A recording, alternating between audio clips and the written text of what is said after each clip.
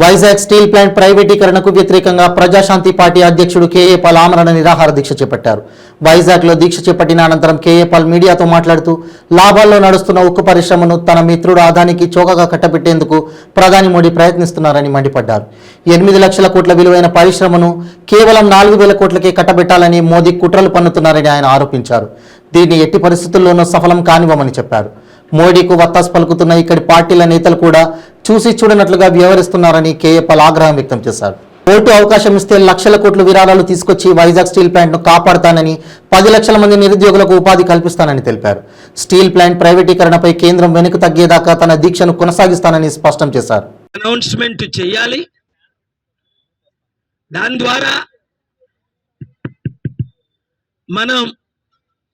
దాని ద్వారా లక్షల కోట్లు, 8 లక్షల కోట్లు స్టీల్ ప్లాంటే కాదు, 10 లక్షల ఉద్యోగాలు, 10,000 ఎకరాల భూమి ఇచ్చి 1000 కంపెనీలకి 10,000 ఉద్యోగాలు అంటే 10 లక్షలు మన ఆంధ్రులకు, విశాఖ ప్రజలకు ఉద్యోగాలు వస్తాయి. దానికి నేను సీరియస్గా దాదాపు 100 పేజీలు నేనే ప్రిపేర్ చేసి సుప్రీంకోర్టు పెద్ద లాయర్లతో, హైకోర్టు పెద్ద లాయర్ల సలహాలు తీసుకొని ఫైల్ చేశాను. రైతులు అనౌన్స్మెంట్ చేయాలి. మా స్టీల్ ప్లాంట్ను దోచుకోము, అమ్మేము, మూర్ఖులు తప్ప అందరికీ తెలిసి ఇది ప్రైవేటైజేషన్ కాదని. Year more I will pass the order అన్నారు. ఈ పనికి మాలిన నరేంద్ర మోదీ అదానీ తొత్తులు మన ఏపీ హైకోర్టులో పనిచేస్తూ నా కేసుని ఆర్గ్యుమెంట్ అయిపోయిన తర్వాత మళ్ళీ తిరిగి కొట్టి భూస్థాపితం చేసి గత వారంలో 4 రోజుల క్రిందట నేను ఆర్గ్యుమెంట్ చేయడానికి పార్టీ ఇన్ పర్సన్ పనికిరానట. ఒరే మూర్ఖుడా, నేను చీఫ్ జస్టిస్ ఆఫ్ ఇండియా ముందు 3 సార్లు ఆర్గ్యూ చేశానే, చంద్రశూడ్ గారి ముందు. అద్భుతమైన thank you very much mister Paul, we are honoured అని ఆయన నిలబడి ఎవరైనా చీఫ్ జస్టిస్ అంటారా దేశానికి? మీరు చూశారు లైవ్లో. చీఫ్ జస్టిస్ ఆఫ్ తెలంగాణ ముందు 7 సార్లు ఆర్గ్యూ చేశాను. బుయాన్ గారు మంచి ఆర్డర్లు, కామారెడ్డి రైతుల భూములు కాపాడుతూ ఆర్డర్ పాస్ చేశారు. అనేక ఆర్డర్లు మీకు తెలిసినయే. Andhra Pradesh high court chief justice appreciate చేసి మీరు విదేశాల నుంచి వచ్చి స్వదేశం కొరకు కష్టపడుతున్నారని కంగ్రాచులేషన్స్ చెప్పి నన్ను థ్యాంక్స్ చెప్తే, ఆ జడ్జి కూడా విశాఖపట్నం జడ్జే. వీళ్ళు అదానీ తొత్తులు కారా, మోదీ తొత్తులు కారా? కనీస జ్ఞానమైనా ఉండాలా? మన స్టీల్ ప్లాంట్ 8 లక్షల కోట్లది 4,000 కోట్లకి ప్రైవేటైజేషన్ పేరును అమ్మిస్తుంటే మీరు చూశారు కదా. స్టీల్ ప్లాంట్ 26 మంది లీడర్స్ ఏప్రిల్ మే మన ఫంక్షన్ హాల్కి వచ్చారు. నన్ను స్టీల్ ప్లాంట్కి ఇన్వైట్ చేశారు. మేలో ఆమరణ నిరాహార దీక్ష చేశాను. నాతో పాటు ఆదినారాయణ గారు, అయోధ్యరామ్ గారు, మంత్రి రాజశేఖర్, కేఎస్ఎన్ రావు గారు, రూపాలా గారిని కలుస్తానంటే ఫోన్లో కలిపాను. మోదీ గారితో అపాయింట్మెంట్ చేశాను. మరలా వాళ్ళకి ఏమి ఒత్తిడి వచ్చిందో వాళ్ళు రేపు వెళ్తాము అనబోసారి క్యాన్సిల్ చేసేసారు. ఇది ఏమి జరుగుతుంది? మీరెందుకు అమ్ముడిపోతున్నారని నేను ఆమరణ నిరాహార దీక్ష చేయడానికి మేలో చేస్తే నన్ను అందరూ బుజ్జగించి ఆదినారాయణ గారు, అయ్యా జూన్ 4 లోపున వారు వినకపోతే మనం పెద్ద ర్యాలీ పెడదామన్నారు. జూలై. ఆ జడ్జి కూడా విశాఖపట్నం జడ్జే. వీళ్ళు అదానీ తొత్తులు కారా, మోదీ తొత్తులు కారా? కనీస జ్ఞానమైనా ఉండాలా? మన స్టీల్ ప్లాంట్ 8 లక్షల కోట్లది 4,000 కోట్లకి ప్రైవేటైజేషన్ పేరును అమ్మిస్తుంటే మీరు చూశారు కదా. స్టీల్ ప్లాంట్ 26 మంది లీడర్స్ ఏప్రిల్ మే మన ఫంక్షన్ హాల్కి వచ్చారు. నన్ను స్టీల్ ప్లాంట్కి ఇన్వైట్ చేశారు. మేలో ఆమరణ నిరాహార దీక్ష చేశాను.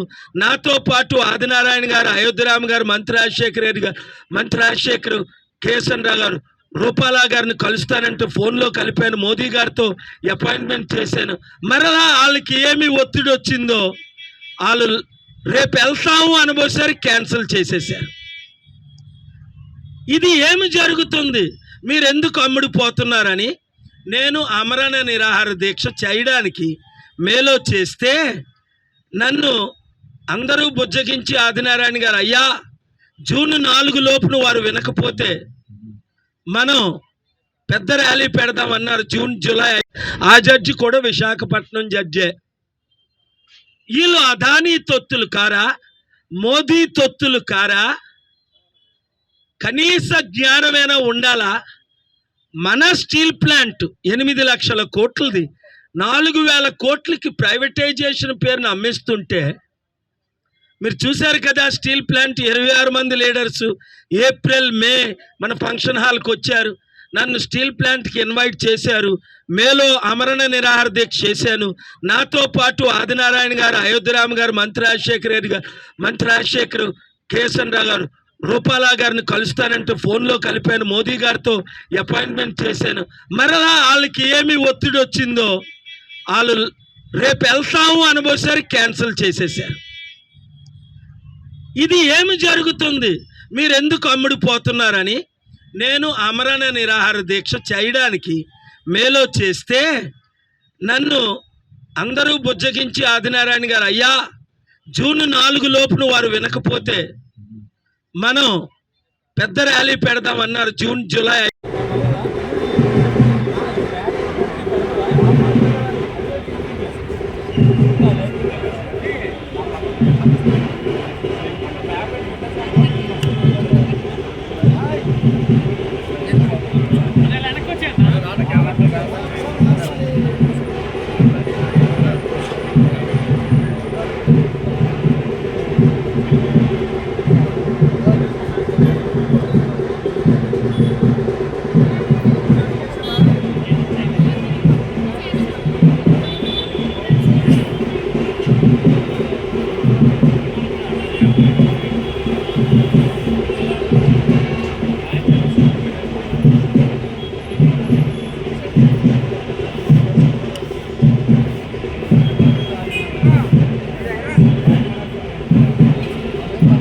కట్టండి.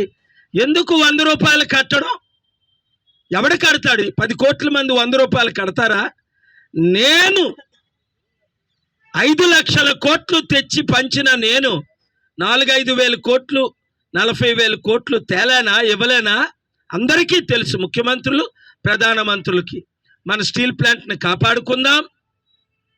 మోదీని, అదానీని స్పందించమని అడుగుదాం. లేదు అంటే తగిన చర్యలు మనం తీసుకుంటాం. ఆంధ్రులందరూ చెప్పండి, విశాఖ ఉక్కు ఆంధ్రుల హక్కు, విశాఖ ఉక్కు తెలుగువారి హక్కు. 50 సంవత్సరాల స్టీల్ ప్లాంట్ రానందుకు త్యాగాలు చేసి 32 మంది ప్రాణాలని బలిగా అర్పించారు. అంతేకాకుండా అనేక వీరులు, శూరులు, దాదాపు 100 మందిలో మన వార్డు మెంబర్లు, ఎమ్మెల్యేలు, ఎంపీలు, మినిస్టర్లు రాజీనామా చేసింది మనకు తెలుసు. ఎందుకంటే నేను ఇక్కడే పుట్టి ఇక్కడే పెరిగాను కనుక. ఉన్నదాన్ని సర్వనాశనం చేసి భూములు దోచుకోవడానికి మోదీ గవర్నమెంట్ తన ప్రియమిత్రుడైన అదానీకి 8 లక్షల కోట్లు 4,000 కోట్లకి అమ్మేస్తున్న సంగతి మీకు తెలుసు.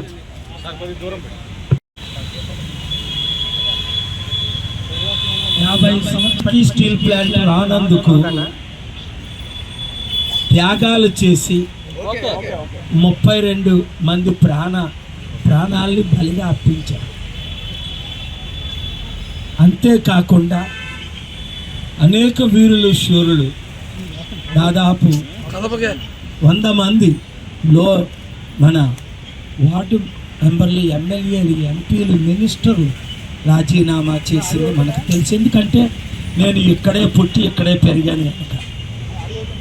ఉన్నదాన్ని సర్వనాశనం చేసి భూములు దోచుకోవడానికి మోదీ గవర్నమెంట్ తన ప్రియమిత్రుడైన అదానీకి 8 లక్షల కోట్లు 4,000 కోట్లకి అమ్మేస్తున్న సంగతి మీకు తెలుసు.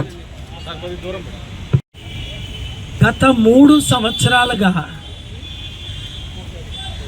నేను స్టీల్ ప్లాంట్ కొరకు మొట్టమొదటిగా ఆంధ్రప్రదేశ్ హైకోర్టులో కేసు వేశాను. కష్టార్జితం ఎవరిది? మనది.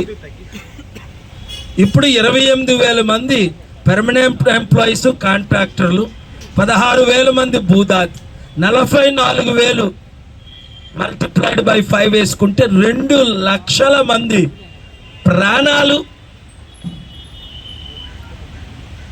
బలిదానం అవుతాయి ఈ స్టీల్ ప్లాంట్ మూసిస్తే. ఎక్కడికి వెళ్తారు వాళ్ళు?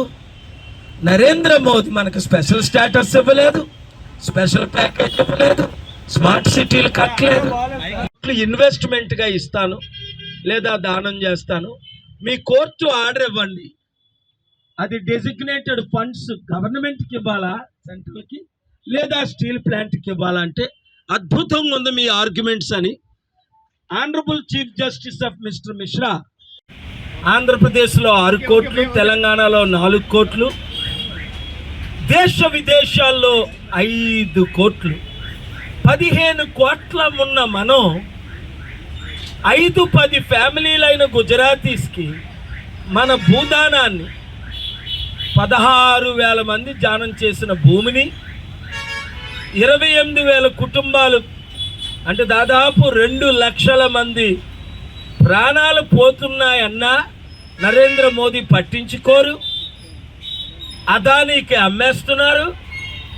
ఇక్కడున్న మంత్రులు, ఎమ్మెల్యేలు నోరిప్పి మాట్లాడలేరు. చివరికి నేను 3 సంవత్సరాల నుంచి కోర్టులో ఫైట్ చేస్తుంటే ఆ కేసుని తిరస్కరిస్తే మరలా ఏప్రిల్ 26 చీఫ్ జస్టిస్ మిశ్రా గారి ముందు ఆంధ్రప్రదేశ్ హైకోర్టులో ఆర్గ్యూలు చేస్తే చక్కగా ఆయన విని నేను ఆర్డర్ పాస్ చేస్తాను, మీ ప్రేయర్ ఏంటని అడిగారు. రేపు నేను ఆ ప్రేయర్ మీకు ఇస్తా. Steel plant అమ్మకూడదు, number 1. 1 సంవత్సరం స్టీల్ ప్లాంట్ అమ్మనని మోదీ గారు మనకు హామీ ఇవ్వాలి. 2, 3 మా స్టేట్ గవర్నమెంట్ దాన్ని నడుపుకుంటుంది.